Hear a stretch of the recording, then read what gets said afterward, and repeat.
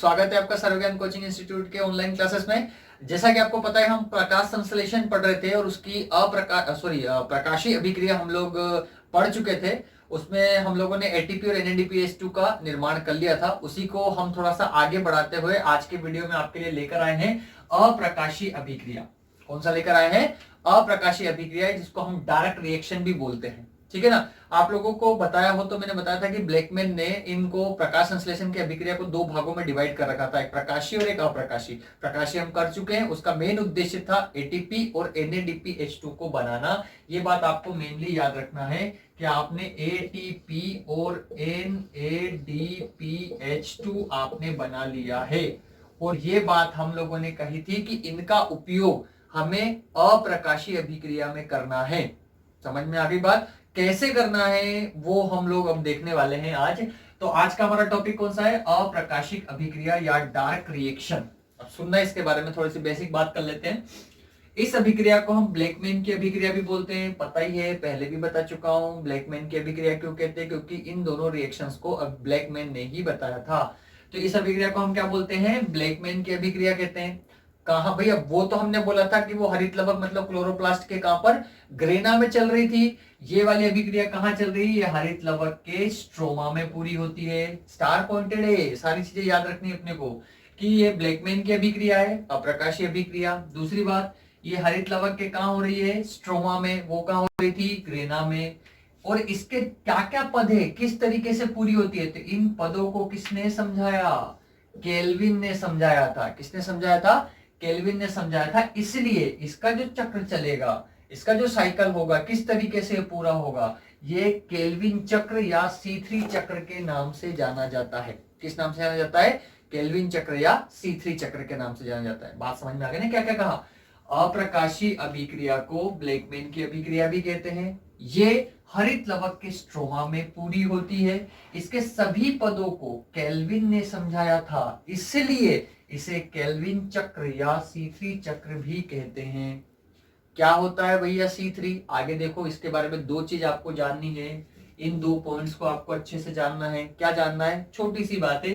अगर पौधे, कोई भी पौधा CO2 ग्रहण करके, समझ में आ रही? अगर कोई पौधा CO2 ग्रहण करने के बाद अपना पहला प्रोडक्ट, प्रथम उत्पाद, अगर 3 कार्बन वाला PGA बना देगा, समझ में आ रही ना बात? क्या कहा मैंने?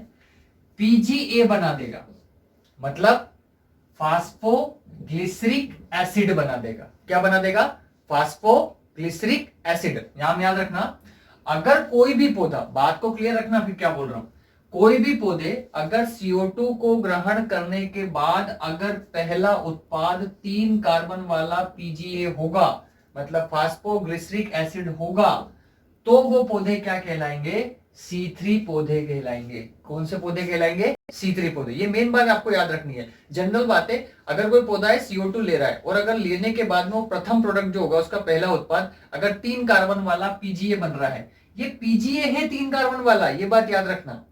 तो डायरेक्ट या तो यूं बोल दो कि 3 कार्बन वाला उत्पाद बन रहा हो, या ऐसा बोल दो कि PGA बन रहा हो। जरूरी नहीं है कि PGA में हम लोग ये जोड़ेंगे 3 कार्बन वाला, क्योंकि PGA जो है वो 3 कार्बन वाला ही एक मॉलिक्यूल है। जो PGA है वो कितने कार्बन का है? 3 कार्बन वाला है। बात समझ में आ रही है? तो ऐसे कोई भी पौधे जो होंगे वो CO2 लेने के बाद में अगर 3 कार्बन वाला कोई भी मॉलिक्यूल PGA, जो फर्स्ट मॉलिक्यूल कौन सा होना चाहिए? PGA ही होना चाहिए, मतलब फास्फोग्लिसरिक एसिड ही होना चाहिए, तब वो पौधे क्या कहलाएंगे? C3 पौधे कहलाएंगे। क्लियर हो गई बात? अब ऐसे ही क्या होगा, अगर कोई पौधा CO2 ले रहा है और वो अपना पहला उत्पाद 4 कार्बन वाला बना रहा है। 4 कार्बन वाला कौन? ऑक्जेलो एसेटिक एसिड, मतलब OAA। कौन बना रहा है? OAA या ऑक्जेलो एसेटिक एसिड बना रहा है, तो वो पौधे क्या कहलाएंगे? C4 पौधे कहलाएंगे। ठीक है। कुछ एग्जाम्पल मैंने लिख रखे हैं, कभी कभी पूछा भी जाता है। C3 पौधों के एग्जाम्पल कौन है? गेहूं, टमाटर और बैंगन। ऐसे C4 पौधे के एग्जाम्पल कौन है? मक्का, ज्वार, बाजरा, गन्ना। ये सभी क्या है? C4 पौधे होते हैं। तो डिफरेंस क्लियर हो गया ना? देखो, केल्विन को समझना है तो आपको पहले डिफरेंस क्लियर करना पड़ेगा। C3 और C4 में अगर कोई पौधे हैं, वो पौधे अगर CO2 लेने के बाद, CO2 का स्थिरीकरण करने के पश्चात अगर प्रथम उत्पाद PGA होगा, जो कि 3 कार्बन वाला है, तो वो पौधे हो गए C3। अगर ऐसे ही CO2 लेने के बाद पहला प्रोडक्ट अगर 4 कार्बन वाला होगा तो वो पौधे कौन हो गए? C4 पौधे हो गए। 4 कार्बन वाला कौन बनेगा? ऑक्जेलो एसिटिक एसिड या OAA बनेगा, तो वो C4 चक्र होगा। उसे हम कौन सा चक्र बोलेंगे? C4 पौधे, या उस चक्र को कौन सा चक्र बोलेंगे? C4 चक्र, या एक और नाम है इसका हैच स्लेक चक्र भी कहेंगे। इसे कौन सा चक्र कहेंगे? हैच स्लेक चक्र कहेंगे। बात क्लियर हो रही है?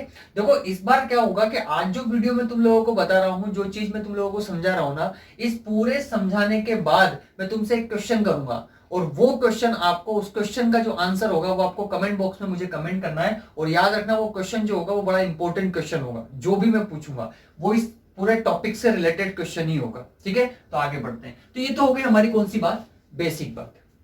क्लियर हो गया? प्रकाशिक अभिक्रिया, ब्लैकमैन की अभिक्रिया हम इसको बोलेंगे। हरित लवक स्ट्रोमा में पूरा होगा। इसके पदों को केल्विन ने भैया हमको समझाया था। केल्विन चक्र और C3 चक्र हम इसको बोलते हैं, ये भी हमारा क्लियर हो गया।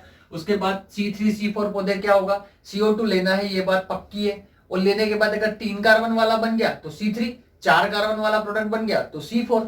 3 कार्बन वाला प्रोडक्ट कौन? PGA, ठीक है ना, फास्फोग्लिसरिक एसिड। और 4 कार्बन वाला कौन? ऑक्जेलो एसिटिक एसिड। यहां तक बात क्लियर होती है। तो सबसे पहला जो हमारा अब आगे चल रहा है, जो टॉपिक है मेन, वो टॉपिक है कौन सा? C3 पौधों वाला। अभी हम पहले C3 पौधों का सीख लेते हैं, फिर हम C4 का चक्र पढ़ेंगे। क्लियर हो गया ना? तो C3 पौधे क्या करते हैं? तो C3 पौधों में कौन सा चक्र चलता है? अगला साइकिल कौन सा अपना अप्रकाशिक में? केल्विन चक्र या C3 चक्र को पहले समझेंगे। केल्विन चक्र या क्या समझेंगे? C3 चक्र। इसको समझने के लिए आपको देखो क्या करना है। प्रकाश संश्लेषण क्रिया यही तो होती है। मतलब कुछ पौधे C3 करके खत्म कर देंगे, कुछ पौधे जो C4 होंगे वो C4 चक्र के द्वारा ग्लूकोज बनाएंगे। बात को थोड़ा समझने की कोशिश करना। जरूरी नहीं कि सारे पौधे एक साथ सारे चक्र करेंगे। इस चीज को समझना, जो पौधे C3 होंगे ना, जैसे मान लो गेहूं का पौधा प्रकाश संश्लेषण कर रहा है, टमाटर का पौधा प्रकाश संश्लेषण कर रहा है, तो वो अपना ग्लूकोज कैसे बनाएगा? तो याद रखना, जो प्रकाशिक रिएक्शन थी ना हमारी, प्रकाशिक अभिक्रिया, वो तो सभी पौधों में समान हो रही है। उसको लेकर कभी डाउट मत रखना, वो सभी पौधों में एक जैसी चल रही है।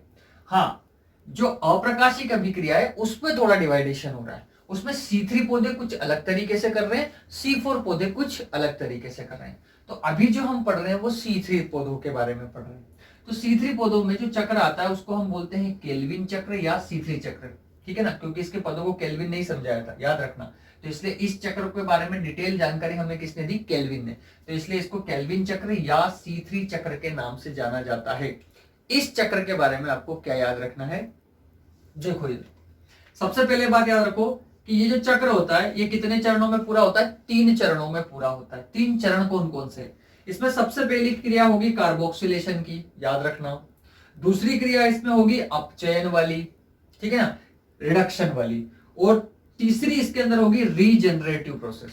कौन सी अवस्था आएगी? रीजनरेटिव अवस्था। मतलब जो चीज यूज की थी ना, वापस से वो बन जाना, वो होगी रीजनरेटिव अवस्था। क्लियर हो गया ना? पहले तो हो गया कार्बोक्सिलेशन, दूसरी कौन सी प्रोसेस? अपचयन, और तीसरी कौन सी? Regenerative process. अब देखो ये तीनों प्रोसेस कैसे कैसे हो रही है, उसके लिए मैंने पूरा एक साइकिल डिजाइन कर रखा है यहाँ पर। इसकी और भी चीजें होगी, मैं थोड़ा सा अच्छे से इसको क्लियर करूंगा। अगर कोई डाउट आपको लगता है तो आप कमेंट कर सकते हैं मुझे, आगे देखना। देखो इसमें क्या होता है, आप कोई सी बुक उठा के देखोगे या पुराने कोई और भी सारे वीडियोस देखोगे, सब अलग अलग तरीके से इसको एक्सप्लेन कर रखा है। नॉर्मली प्रोडक्ट वही है, चीजें वही बनेगी, वैसा का वैसे ही होगा, लेकिन कुछ कॉन्सेप्ट ऐसा होता है जिसमें डाउट आ जाता है। तो कोई बात नहीं, मैं कोशिश करूंगा आपके सारे डाउट क्लियर हो जाए। सबसे पहले आपको क्या देखना है, ये 3 प्रोसेस कंप्लीट होगी, कैसे होगी देखना। जो केल्विन चक्र होता है ना, इसके लिए सबसे पहली चीज आपको याद रखना कि एक हमारा जो कार्बोक्सिलेशन की प्रोसेस होती है, इसमें क्या होता है कि CO2 को ग्रहण की जाती है। क्या की जाती है? जो कार्बन डाइऑक्साइड होती है ना, उसे ग्रहण किया जाता है। तो कार्बन डाइऑक्साइड को ग्रहण कौन करता है? पहले तो ये याद रखना है। फिर कार्बन डाइऑक्साइड को ग्रहण करके उसे किसी एंजाइम के द्वारा, कार्बोक्सिलेशन की जो प्रोसेस होती है ना, इसमें किसी एंजाइम के द्वारा किसी अदर प्रोडक्ट में क्या किया जाता है? बदला जाता है। चूंकि ये C3 चक्र है, इसलिए पक्के से पता है कि पहला प्रोडक्ट तो कौन होगा? PGA ही होगा। करेक्ट? क्लियर हो रहा? अब आगे देखना। तो यहां पे क्या होता है, एक चीज आपको पढ़नी है, वो कौन है? आरयूबीपी। आरयूबीपी जो है वो क्या करता है, इस CO2 को ग्रहण कर, पहले शॉर्ट एंड सिंपल देखना, ये आरयूबीपी जो है, ये आरयूबीपी CO2 को ग्रहण करता है और ग्रहण करके किस में बदल देता है? PGA में बदल देता है। किस में बदल देता है? PGA में। सुनना, आरयूबीपी जो है वो कौन है? रूबिलोज बाय फास्फेट। क्या है? रेबुलोज बाय फास्फेट। एक शुगर है जिसके अंदर 2 फास्फेट है, बाय फास्फेट। समझ में आया? तो रेबुलोज बाय फास्फेट है, जो कि क्या है? 5 कार्बन वाला मॉलिक्यूल है। कौन से कितने कार्बन वाला? इसके अंदर कितने कार्बन है? 5 कार्बन है। समझ में आ रही बात? तो ये 5 कार्बन वाला मॉलिक्यूल CO2 को ग्रहण करेगा। ये अभी 3, 5 ये सब क्या है मैं अभी बताऊंगा, अच्छे से बताऊंगा, सुनना मेरी बात। तो 5 कार्बन वाला ये जो आरयूबीपी होता है, ये आरयूबीपी क्या करता है? CO2 को ग्रहण करता है और ग्रहण करके PGA में बदल देता है। और PGA चूंकि हम पढ़ चुके हैं कि PGA कितने कार्बन वाला है? 3 कार्बन वाला। पीछे लिख रखा है 3C, मतलब 3 कार्बन वाला है। ठीक है, तो अब आपको क्या याद रखना है? कार्बोक्सिलेशन वाली प्रोसेस में आपको क्या याद रखना है? देखो, इसमें पता है क्या होता है? ये जो आरयूबीपी होता है, ये क्या करता है? CO2 को ग्रहण करता है और ग्रहण करके, जो कि 5 कार्बन वाला है, ये आरयूबीपी CO2 को ग्रहण करता है और PGA जो कि 3 कार्बन वाला है, उसके 2 अणु बना देता है। कितने अणु बना देता है? 2 अणु बना देता है। बात को क्लियर रखना है, ये कार्बोक्सिलेशन की प्रोसेस हो गई। कौन सी प्रोसेस क्लियर हुई? ये जो आरयूबीपी है, ये आरयूबीपी CO2 को ग्रहण करेगा और PGA जो कि 3 कार्बन वाला है, उसके 2 अणु बना देगा। क्लियर हुआ? ये हो गई हमारी कार्बोक्सिलेशन की प्रोसेस।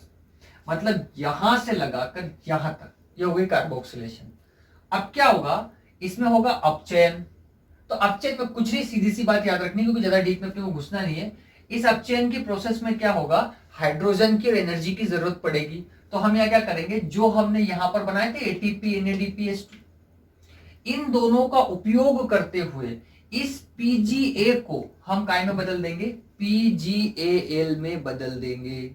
मतलब फास्फोग्लिसरिक एसिड, फुल फॉर्म यहां लिख रखी है मैंने, फास्फोग्लिसरिक एसिड को ग्लिसरेल्डिहाइड में बदल देंगे। AL का मतलब है एल्डिहाइड, फास्फोग्लिसरेल्डिहाइड में बदल देंगे। बात समझ में आ रही है? PGAL का पूरा नाम क्या है? फास्फोग्लिसरेल्डिहाइड। ठीक है ना?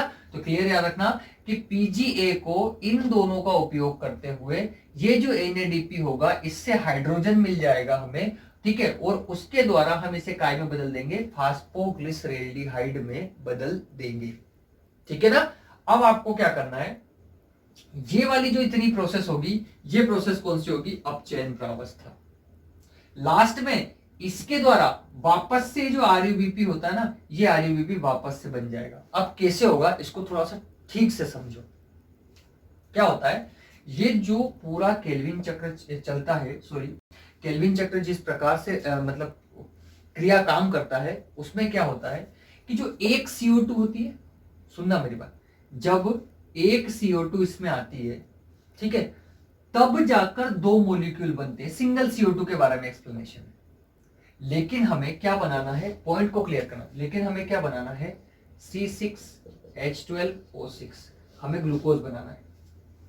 प्रकाश संश्लेषण का लास्ट उत्पाद क्या है? ग्लूकोज, जिसमें कितने कार्बन है? 6 कार्बन। ध्यान से सुनना, अगर मैं 6 कार्बन की बात होगी तो सुनना, मैंने यहां पे क्या करा, ये जो आरयूबीपी है ना, ये कितने कार्बन वाला है? 5 कार्बन वाला। 5 कार्बन इसके और 1 कार्बन इसका, मान लो अगर एक CO2 अगर आती तो कितने हो गए? 6 कार्बन। 6 कार्बन मिलके पहला प्रोडक्ट PGA बनाएगा, जो कि अकेला 3 कार्बन वाला है। जो कि अकेला कितने कार्बन वाला है? 3 कार्बन वाला है। सुन रहे हो मेरी बात?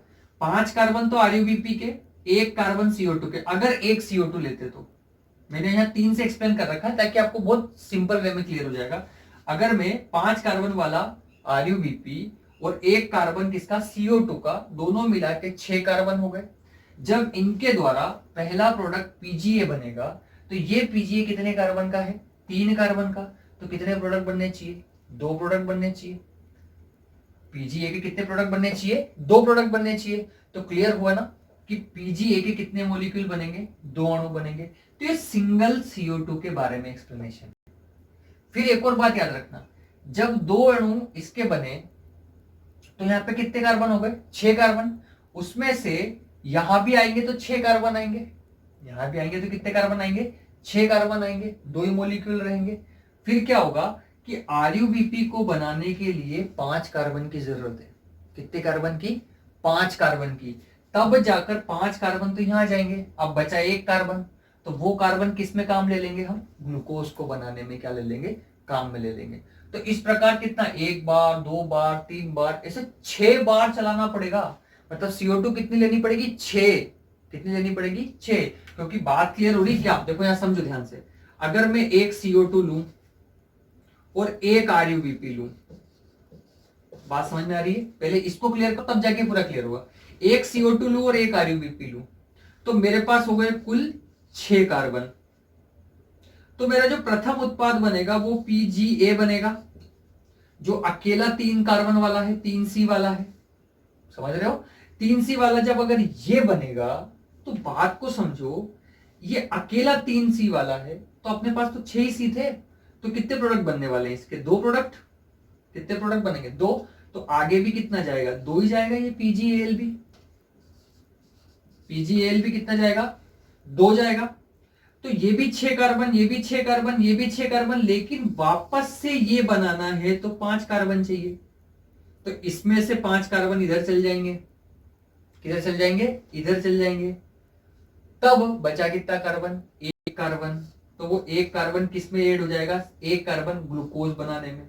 तो अभी तो 1 ही हुआ, अभी तो 5 और बाकी है।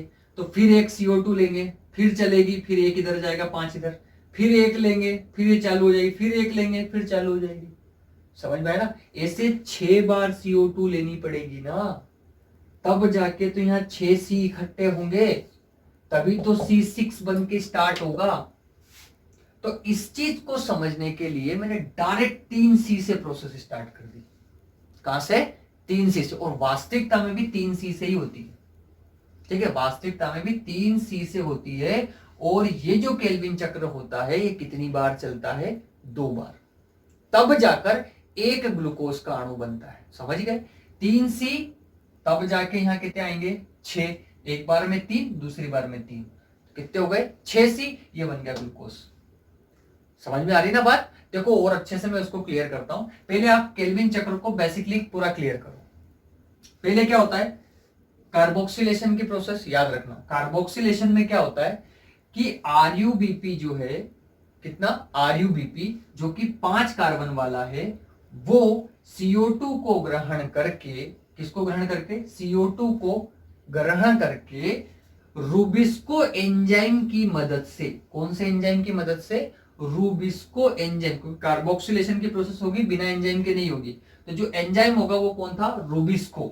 रूबिस्को एंजाइम की मदद से क्या बना देता है, PGA के 2 अणु बना देता है। PGA के कितने अणु बना देता है, 2 अणु। PGA मतलब फास्फोग्लिसरिक एसिड, ठीक है ना। तो इसके कितने अणु बना देता है, 2 अणु बना देता है, जो कि कितने कार्बन वाला है, 3 कार्बन वाला है। ये हो गई हमारी कार्बोक्सिलेशन। अब हमारी आती है अपचयन। अब ये जो PGA है वो प्रकाशिक अभिक्रिया से प्राप्त ATP और NADPH2 का उपयोग करते हुए, जो कि अपचायक शक्ति कहलाते हैं। कौन सी शक्ति कहलाते हैं, अपचायक शक्ति कहलाते हैं। ये बात याद रखना, ये जो NADPH2 होता है ना, इसको अपचायक शक्ति कहते हैं। ये क्वेश्चन आता है कि भाई प्रकाशिक अभिक्रिया में प्राप्त NADPH2 का उपयोग अप्रकाशिक अभिक्रिया में किस रूप में किया जाता है, तो अपचायक शक्ति के रूप में किया जाता है। रिडक्शन पावर के रूप में हम इसका उपयोग करते हैं, अपचायक शक्ति के रूप में हम लोग इसका उपयोग करते हैं। बात याद रखना। तो क्या होता है, ये तो हो गई कार्बोक्सिलेशन। अब अपचयन में क्या होता है कि ये जो PGA होता है ना, ये PGA प्रकाशीय अभिक्रिया में बना हुआ ATP और NADPH2 का उपयोग करते हुए ये क्या करेगा, पीजीए को किस में बदल देगा, पीजीएएल में बदल देगा। पीजीएएल मतलब फास्फोग्लिसरेल्डिहाइड में बदल देगा, फास्फोग्लिसरेल्डिहाइड में बदल देगा। बात क्लियर हो गई। पहले भी ये मॉलिक्यूल मैं आपको समझाऊंगा, पर अभी पहले इसको क्लियर करो। बदल गया, ये अपचयन हो गया। पहले आरयूबीपी ने CO2 लिया, रुबिस्को एंजाइम की मदद से पीजीए बना दिया, ठीक है। कितने मॉलिक्यूल, 2 मॉलिक्यूल। फिर पीजीए के 2 मॉलिक्यूल, अब 2-2 चलेगा। पीजीए के जो 2 मॉलिक्यूल मतलब 6 कार्बन, वो एटीपी और NADPH2 का उपयोग करते हुए काय में बदल गए, PgAl में बदल गए। अब PgAl जो होता है वो 6 कार्बन है इसके पास, क्योंकि 2 मॉलिक्यूल है। 6 कार्बन वाले PgAl में से 1 कार्बन तो चले जाएगी ग्लूकोज बनाने में, और 5 कार्बन किधर निकल जाएंगे, आरयूबीपी को वापस बनाने में। तो इस पीजीएल से पुनः क्या बन जाएगा, आरयूबीपी बन जाएगा। ये प्रोसेस क्या कहलाएगी, रीजनरेटिव प्रोसेस। इसलिए इसको रीजनरेटिव बोल रहे थे कि जहां से शुरू हुआ इससे वापस ये बन गया। बात समझ में आई। अब देखो अपन इनकी वैल्यू से क्लियर करते हैं। हमने 3 कार्बन लिए, मतलब 3 मॉलिक्यूल, 3 कार्बन वाले 3 मॉलिक्यूल किसके लिए, CO2 के। 3 मॉलिक्यूल देखना, एक CO2 के लिए 1 आरयूबीपी चाहिए, तो 3 CO2 के लिए कितने आरयूबीपी चाहिए, 3 आरयूबीपी चाहिए। तो तीनों आरयूबीपी ने तीनों CO2 को ले लिया, ठीक है। अब ध्यान से सुनना, रुबिस्को एंजाइम की मदद से एक CO2 से 2 पीजीए बनते हैं ना, तो 3 CO2 से कितने बनेंगे, 6 पीजीए बन गए। 2-1 के 2-1 के 2-1 के 2-2 मिला के कितने बन गए, 6। ध्यान से सुनना, क्लियर हो गई बात। एक CO2 के लिए 1 आरयूबीपी, तो 3 CO2 के लिए 3 आरयूबीपी। क्लियर हो गया। तीनों आरयूबीपी ने क्या बना, पहला प्रोडक्ट जो बनाया वो 2 पीजीए बनना चाहिए था, इसलिए यहां पर 3 थे तो कितने बन गए, 6 पीजीए बन गए।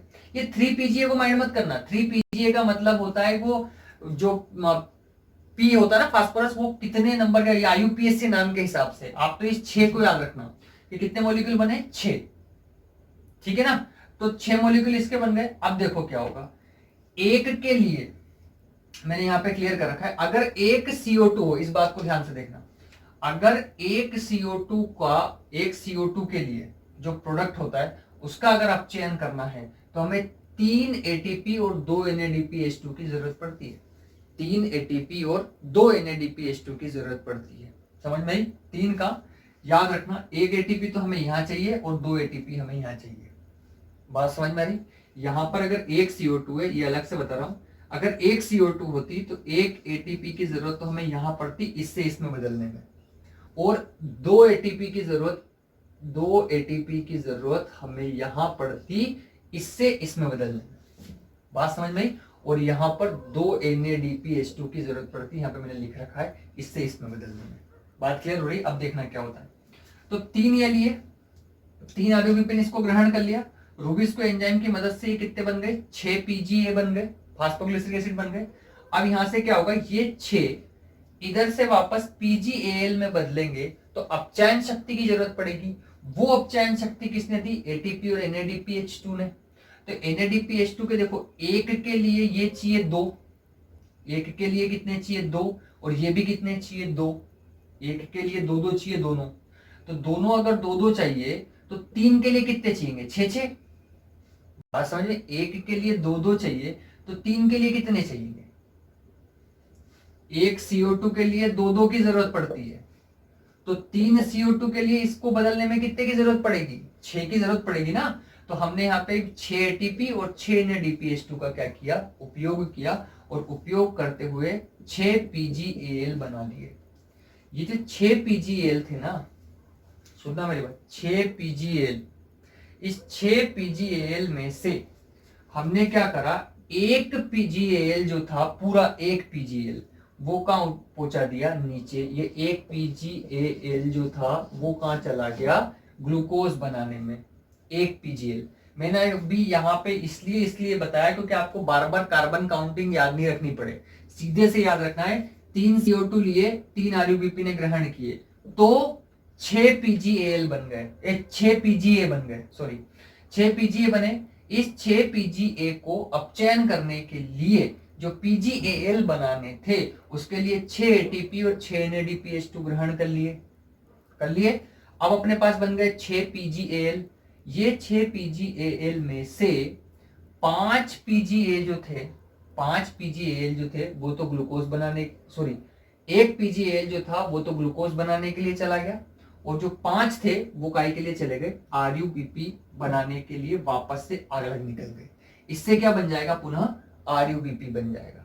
ठीक है ना। तो इस प्रकार ये पूरा करेक्ट चक्र जो होता है वो चल देगा। प्रोसेस क्या हुई, तीनों अवस्था कैसे कंप्लीट हुई, पहले आपको कार्बोक्सिलेशन करना है जो कि रूबिस्को एंजाइम के थ्रू होगी। ठीक है, फिर आपको क्या करना है, PgAl से PgAl बनाना है जिसमें अपचयन की क्रिया होगी। बात समझ में आ रही है। और फिर वापस से क्या होगी, रीजनरेटिव प्रोसेस होगी। समझ में आ रही बात। इसको अपन और अच्छे से डिटेल में समझेंगे। अभी तो जगह की कमी है, इस वजह से थोड़ा सा क्लियर नहीं हो रहा है। इसको मैं थोड़ा सा और बेटर तरीके से समझाने की कोशिश करता हूं। पहले अपन इसको क्या कर देते हैं, क्लीन कर देते हैं, फिर मैं आपको बताता हूं प्रोसेस किस तरीके से हुई है। हाँ बच्चों, तो थोड़ा सा अपन ने क्लीन कर दिया, थोड़ा सा आपको अच्छे से क्लियर होगा। अब एक एक चीज से देखो। पहले मैं आपको यहां से यहां तक की प्रोसेस के बारे में बताता हूं, ध्यान से देखना। ये कार्बोक्सिलेशन वाली प्रोसेस है। इसमें क्या होगा, जो CO2 है उसको सबसे पहले RUBP ग्रहण करेगा। कौन करेगा, RUBP ग्रहण करेगा, जो कि कौन है, 5 कार्बन वाला है। कितने कार्बन वाला है, 5 कार्बन वाला। और इससे 3 कार्बन वाले, कितने कार्बन वाले, 3 कार्बन वाले PgA में बदल देगा। किसमें बदल देगा, PgA में। इस क्रिया के लिए जो एंजाइम होता है वो कौन है, रूबिस्को। कौन है, रूबिस्को। याद रखना ये बात। ये आपकी प्रोसेस यहां से यहां तक क्लियर हो गई। कौन कौन सी चीज, देखो ध्यान से देखना। ये जो CO2 होता है, इस CO2 को RUBP ग्रहण करता है जो कि क्या है, 5 कार्बन वाला, और 3 कार्बन वाले PgA में बदल देता है। और ये क्रिया एक एंजाइम होता है कौन, रूबिस्को, उसके द्वारा संपन्न होती है। रूबिस्को के बारे में एक स्टार पॉइंट याद रखना है, पृथ्वी पर सर्वाधिक पाई जाने वाली प्रोटीन है। ये बात आप नोट कर लेना अच्छे से। क्या बात याद रखोगे, अपने पास जगह की थोड़ी कमी है, वापस इसको भी एक्सप्लेन करना है। याद रखना है बात, ये जो रूबिस्को है ये पृथ्वी पर सर्वाधिक मात्रा में पाई जाने वाली प्रोटीन होती है। ये बात बहुत स्टार पॉइंट है, याद रखना है। और एक और बात, कुल क्लोरोप्लास्ट की जो CHL है ना, कुल क्लोरोप्लास्ट या हरित लवक जो होता है उसकी कुल प्रोटीन की 16% प्रोटीन होती है ये रूबिस्को। जितनी प्रोटीन क्लोरोफिल में उपस्थित होती है ना, उसकी 16% प्रोटीन कौन होती है, ओनली रूबिस्को होती है। और पृथ्वी पर पाई जाने वाली सबसे ज्यादा प्रोटीन की सर्वाधिक प्रोटीन कौन है, रूबिस्को होती है। और आगे देखते हैं। तो ये यहां से यहां तक वाली बात समझ में आ गई। इसी बात को अपन थोड़ा सा और अच्छे से क्लियर करते हैं। ठीक है, देखो एक CO2 के लिए तो अपन ने क्या किया, हमने 3 CO2 ली, 3 CO2 को पकड़ने के लिए 3 RUBP लिए। बात समझ में आई, 3 CO2 को पकड़ने के लिए 3 क्या लिए, RUBP लिए, 3 CO2 को पकड़ने के लिए। तो उसके लिए इस रूबिस्को एंजाइम ने मिलकर क्या बनाए, 6 PgA बनाए। प्रोसेस अब सीधी सीधी क्लियर हो रही है आप लोगों को, सीधी सीधी क्लियर हो रही है, अब तो कोई प्रॉब्लम नहीं आ रही। 3 CO2 ली, 3 CO2 से, एक CO2 से कितने बन रहे थे, 2 PgA बन रहे थे। ये बात बताना भूल गया, याद रखना है अपने को। एक CO2 से 2 PgA बन रहे, तो 3 CO2 से कितने बन गए, 6 PgA। ये बात हमारी क्लियर हो गई। चलो अब यहां तक की ये बात क्लियर होने के बाद हमारी कौन सी बात स्टार्ट होती है, अपचयन वाली बात स्टार्ट होती है। बात समझ में आ रही है। ठीक है, अपन क्या करते हैं, अपचयन में क्या होता है, ये अब हमारे पास कितने हैं, 6 PgA है, मतलब फास्फोग्लिसरिक एसिड। अब इस चीज को ऐसे क्लियर करो, जो एक CO2 होता है ना, उसके प्रोडक्ट को अगर अपचयन करना है तो हमें 2 तो ATP चाहिए और 2 NADPH2 चाहिए। ये बात याद रखना है, ये 2 चीजों की हमें जरूरत पड़ती है। ठीक है, अब हमने क्या करा, हमारे पास तो 3 CO2 थे, इसलिए इसको अपचयन करने के लिए हमने 6 तो ATP लिए। एक के लिए 2 चाहिए तो 3 के लिए 6 तो हमने क्या लिया, मतलब ये समझ लो सीधे सीधे शब्दों में, एक PgA के को अपचयित करने के लिए 1 ATP और 1 NADPH2 की जरूरत है। तो हमारे पास 6 PgA है, इसलिए 6 ATP और 6 NADPH2 हमें चाहिए। इसके माध्यम से ये अपचायक शक्ति है। कौन सी शक्ति है? अपचायक शक्ति, ये याद रखना। इसके माध्यम से हमने क्या बना दिया? 6 थे तो वापस 6 PGAL बना दिया, फास्फोग्लिसरेल्डिहाइड। ठीक है ना? ये बात हम लोगों ने अपचयन वाली प्रोसेस कंप्लीट हो गई, मतलब यहां से यहां तक की प्रोसेस। क्लियर हो गया बात? ठीक है ना? अब हमारे पास हम लोगों को क्या करना है? रीजनरेटिव प्रोसेस करनी है। रीजनरेटिव प्रोसेस में क्या होता है? कुछ नहीं होता है, याद रखना। ये जो 6 PGL ना, कितने? 6 PGL, इन 6 PGL में से 2 पार्ट हो जाएंगे। रीजनरेटिव प्रोसेस के कितने पार्ट हो जाएंगे? 2 पार्ट। एक PGAL जो है वो अलग हो जाएगी और 5 PGAL अलग हो जाएगी। ये जो एक PGAL है ये क्या बनाने चला जाएगा? ग्लूकोज बनाने में चला जाएगा, और ये वापस से क्या बनाने में पहुंच जाएगा? RUBP को बनाने में चला जाएगा। लेकिन जब ये RUBP बनाने जाएगा तो इसे एक ATP की जरूरत पड़ेगी। कितनी ATP की जरूरत पड़ेगी? एक ATP की जरूरत पड़ेगी। बात समझ में आ रही है क्या कह रहा हूं? इसे एक ATP की जरूरत क्यों, जबकि 5 है। सॉरी, मैं एक चीज बताना भूल गया। एक CO2 के लिए एक ATP, तो हम लोगों को यहां पर जो 5 है ना, तो इसके लिए 3 ATP की जरूरत पड़ेगी। कितने ATP की जरूरत पड़ेगी? 3, क्योंकि सिंगल CO2 के लिए जब चलता है तब कहां कहां खर्च होते हैं, उस हिसाब से हमारा एक ATP था। लेकिन हमारा 3 CO2 की प्रोसेस चल रही है, इसलिए कितने ATP की जरूरत पड़ेगी? 3 ATP की जरूरत पड़ेगी वापस से इन 5 PGAL से RUBP बनाने में, मतलब रीजनरेटिव प्रोसेस में। बात क्लियर हो गई? तो इस तरीके से पूरे केल्विन चक्र जो होता है वो पूरा क्या होता है? कंप्लीट होता है। काम क्या हुआ? अब केल्विन चक्र के बारे में हम लोगों को क्या क्या याद रखना है, तो उसके बारे में आप पहली बात जो आपको याद रखनी है, पहले तो वो देखो, हमने क्या अभी जो बात करी उसमें ध्यान देखना है। तो पहली बात है वो ये है कि एक ग्लूकोज को बनाने में, कितने ग्लूकोज को? एक ग्लूकोज को बनाने के लिए 2 बार केल्विन चक्र को घूमना पड़ेगा। बात समझ में आ रही है? एक तो ये बात आपको पॉइंट याद रखना है, क्या कि एक ग्लूकोज को बनाना है तो केल्विन चक्र को कितनी बार घूमना पड़ेगा? 2 बार घूमना पड़ेगा। क्यों? देखो पहली बार में तो एक ही PGL आ रहा ना, तो 3 कार्बन ही हुए, तो दूसरी बार में तो 6 होंगे, तो ये हो गया क्लियर।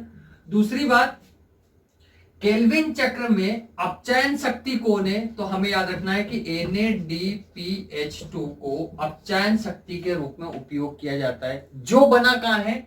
कहां पर बना है? प्रकाशीय अभिक्रिया के अंदर। दूसरा इंपॉर्टेंट बात आपको क्या याद रखनी है? RUBP जो है वो RUBP कार्बन का क्या करता है? मतलब कार्बन को स्थिरीकरण करने के लिए सबसे मेन ग्राही की जरूरत किसकी होती है? RUBP की, जो कि प्रथम उत्पाद कौन बनाता है? 3 कार्बन वाला PGAL बनाता है। ये वाली बात आपको याद रखनी है, ये इंपॉर्टेंट पॉइंट जिससे रिलेटेड ज्यादातर पूछी जाती है। एक और बात आपको याद रखनी है कि केल्विन चक्र के अंदर कार्बोक्सिलेशन के लिए, केल्विन चक्र में कार्बोक्सिलेशन के लिए कौन से एंजाइम की जरूरत पड़ती है? तो रूबिस्को एंजाइम की जरूरत पड़ती है। कौन से एंजाइम की जरूरत पड़ती है? रूबिस्को एंजाइम की आवश्यकता होती है। एक और बात, ये जो रूबिस्को होती है पृथ्वी पर पाई जाने वाली सर्वाधिक प्रोटीन है, मतलब सबसे ज्यादा मात्रा में पाई जाती है, और क्लोरोप्लास्ट की कुल प्रोटीन की कितनी? 16% है। चलो ये बात भी अपनी क्लियर हो गई। उसके जस्ट बाद हमें इसके बारे में याद रखनी है कि एक CO2 के लिए, अपने 3 CO2 से चलते तो अपन 3 से चलते हैं, 3 CO2 के स्थिरीकरण के लिए या फिर एक बार केल्विन चक्र को पूर्ण होने के लिए 6 यहां और 3 यहां ATP लगे, मतलब 9 ATP और 6 NADPH2 की जरूरत हम लोगों को होती है। ये बात इंपॉर्टेंट पॉइंट है, याद रखना। एक बार केल्विन चक्र को पूरा होने के लिए या फिर 3 CO2 के स्थिरीकरण के लिए कितने ATP और NADPH2 चाहिए? 9 ATP और 6 NADPH2 की आवश्यकता होती है। अगली बात, तो एक ग्लूकोज के बनने के लिए, एक ग्लूकोज के बनने के लिए याद रखना 2 बार घूमता है ना, तो 18 एटीपी और 12 NADPH2 की आवश्यकता होती है। बात समझ में आ रही है? तो आप लोगों को ये पॉइंट्स जो है मेन आपको याद रखना है केल्विन चक्र से रिलेटेड। एक्चुअली क्या, केल्विन चक्र को थोड़ा सा बड़ा है टॉपिक अपने पास, तो इसलिए इस चीज को थोड़ा सा अच्छी तरीके से आपको क्लियर रखना है, तब जाके हम लोग आगे चीज क्लियर कर पाएंगे। और याद रखना, केल्विन चक्र को कौन से चक्र बोलते हैं हम? C3 चक्र के नाम से जाना जाता है। जैसा कि मैंने आप लोगों से कहा था वीडियो के स्टार्टिंग में कि मैं आपसे इस पूरे टॉपिक से रिलेटेड क्वेश्चन करूंगा जिसका आंसर आपको कमेंट बॉक्स में देना है। तो मेरा आपसे पहला क्वेश्चन, 2 क्वेश्चन कर रहा हूं, ध्यान से सुनना। मेरा जो पहला क्वेश्चन है वो क्वेश्चन ये है कि अप्रकाशीय अभिक्रिया को और किस नाम से जाना जाता है? सुनना मेरी बात ध्यान से। अप्रकाशीय अभिक्रिया को और किस नाम से जाना जाता है? आपको इस क्वेश्चन का आंसर कमेंट करना है। और दूसरा आंसर आपको है कि C4